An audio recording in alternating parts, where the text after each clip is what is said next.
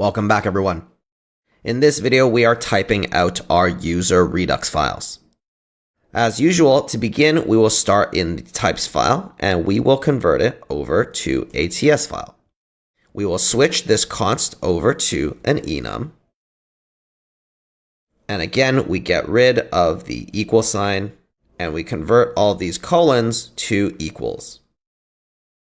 The thing that we've done before was that every time we were storing some kind of data structure inside of our state, particularly for current user, we would put the user type or the object type, the data type, inside of our user types file or the corresponding types file.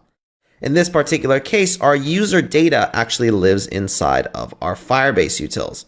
If you remember, earlier we had defined this user data property. So here what we can do is we can either keep it related to Firebase or move it to user types. Personally, I'd rather keep it in the user data inside of Firebase because this data actually matches the data inside of Firebase that we get back. So to me, it's more correspondent that it's related to Firebase than it is related to some type that we have defined specifically for Redux. So here, what we're going to do then is we'll leverage it inside of the actual Firebase file. And now what we're going to do is we are going to begin the process of migrating our user action into our matcher pattern. So first off, let's bring in our with matcher. And what we need to do is essentially also bring in that user data. So user data like so. And now that we have our imports, what we can do is convert this action over to a .ts file. And then we can start defining the actual action types. So we have all of our action creators, but we need to create a bunch of different action types. Because essentially, when you think about each of these, which ones create new actions, which one create old actions? Well, looking at them, they seem to all create new actions. So that means that we have to define a new action type for each of them. So let's start. First, we want to make our check user session, which is going to be this one. So let's move this up here. And here, this is equal to action and action payload, which we also forgot to import. So we also need our action with payload. Now, check user section just takes action and then this user action types of check user session, like so.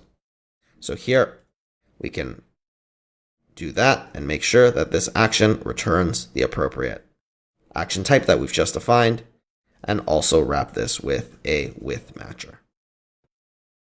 Now, similarly, we need to do this for every next one of these actions. So I want you to try this out. What I'm going to do is quickly speed through it so that you can see, because a lot of this is just doing the same thing we've done over and over again. And I don't really want to bore you too much with me typing all of these different methods. So I'll do a few. I want you to then pause the video, do a few, and then we can accelerate through this quickly and get to the final state.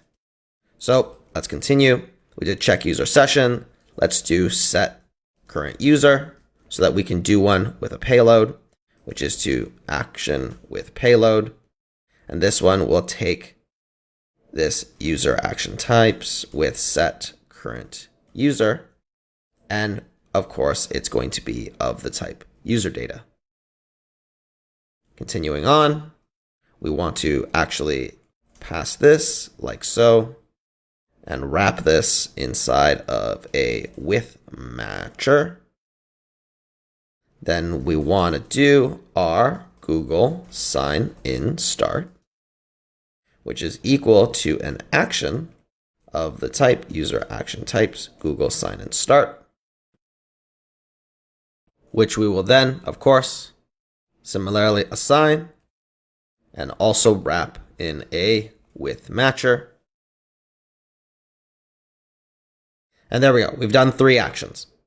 So now all the subsequent ones, very simple. Here, the only one that might be new is that additional details. We need to also bring in additional details, or whatever we called it in our particular case, additional information.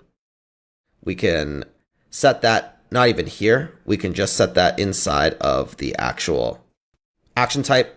So here you can see that we actually wrap this inside of an object, just like this one. So you know what? I'm going to do these 3 unique ones: email sign in start, sign up start, and sign up success, where our payload is unique. So here we don't even have to be too explicit about it. We can make one, let's call it email sign in start, which is equal to a action with payload. And here we can do user action types dot email sign in start. And we can literally just pass a brand new type here, where email goes to string, password goes to string. We don't even have to make a new type for it necessarily. We can, if we plan to reuse this actual email sign in start payload, but in our particular case, we don't need it more than just being here. So I'm just going to hard code it, as we saw, right inside of the type definition. We can do the exact same thing here for sign up start, which I'm going to do before everything else. Actually, for set current user, I did not set this to a user data type. So let's just quickly do that. But now for the sign up start, let's say export type sign up start is equal to an action with payload. And here it is a user action type sign up start. We take an email, which is a string.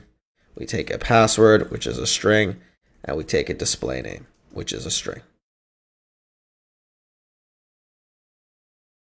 And now here, we'll just say string, string, string, sign up start.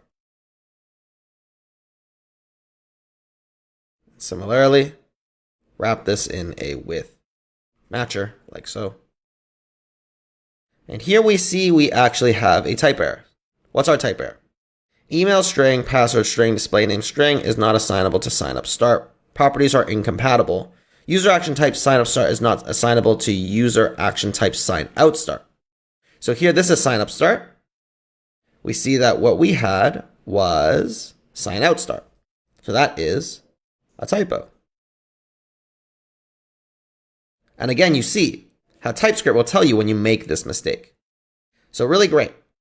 So now these remaining ones all should be quite simple. You've seen me do pretty much all of them. I want you to do it. I'm just going to speed through this section. I'm just going to accelerate the video so you can just reach the end and watch me doing all of these ones. Welcome back. So there we go.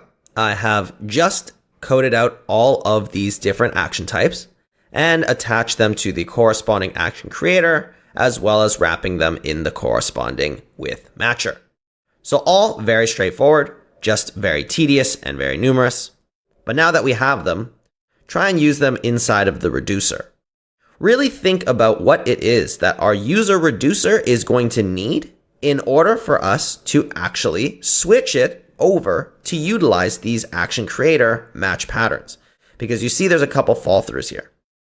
So try it out yourself. Join me in the next video where we'll do it together. I'll see you in the next video.